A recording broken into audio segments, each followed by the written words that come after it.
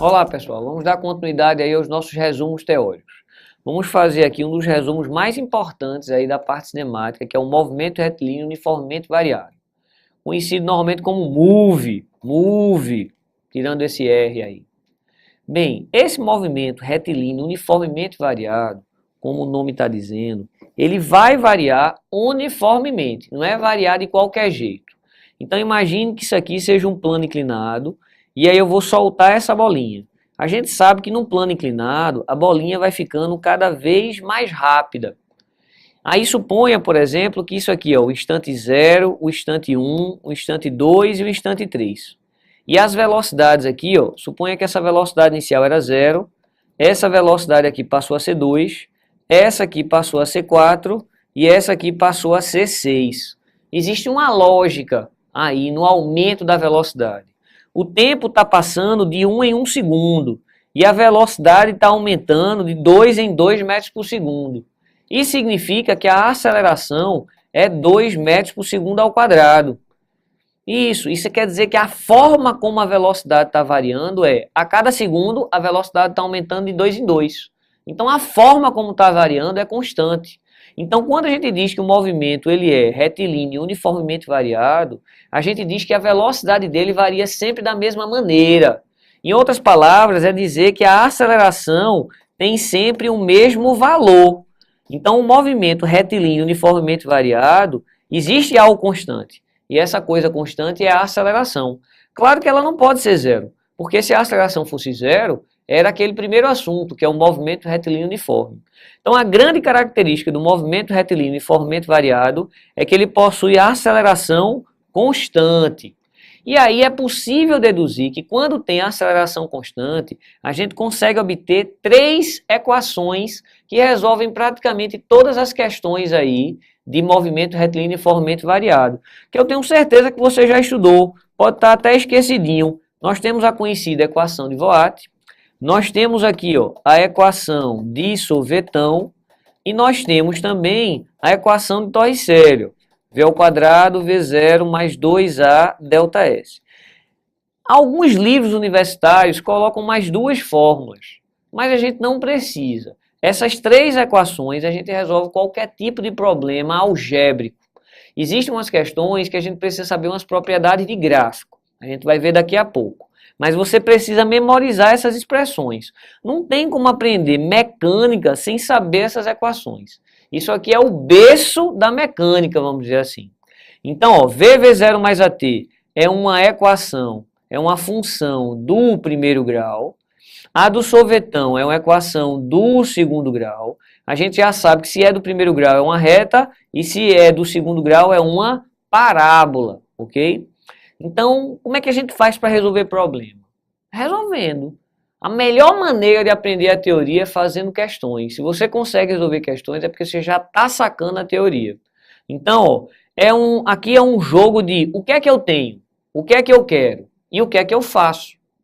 É, esse jogo, a física é muito baseada nisso, essa física dos problemas. O que é que eu tenho, o que é que eu quero e o que é que eu faço. O que é que eu faço é qual é a equação que eu vou usar.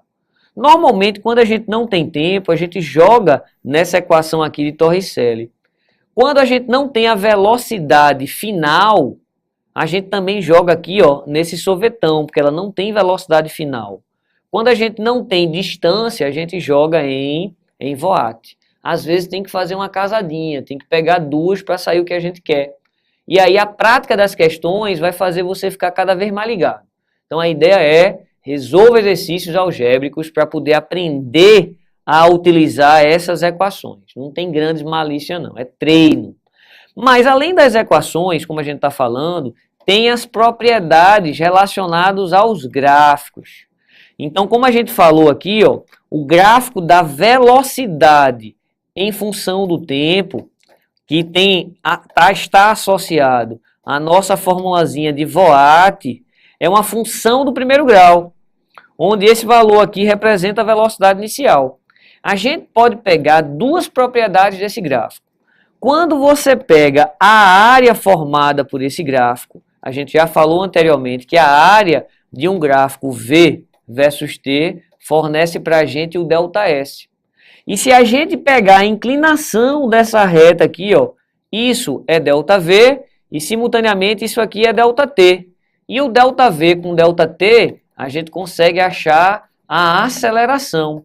Então esse gráfico da velocidade versus tempo, ele pode dar para a gente tanto ΔS quanto a aceleração, dependendo da forma de como a gente use essas propriedades, essas informações. Beleza? Então esse foi o nosso primeiro gráfico, o gráfico da velocidade versus tempo.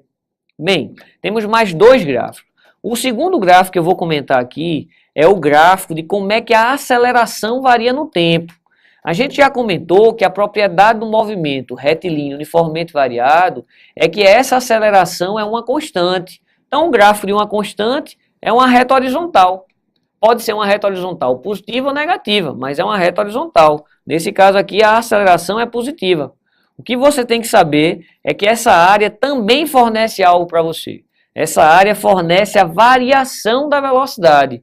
Toda vez que você tem um gráfico aceleração versus tempo, a obtenção aqui dessa área dá justamente o valor da variação da velocidade. E o último gráfico que a gente tem aqui para você, o gráfico 3, é o gráfico de como é que o espaço varia no tempo.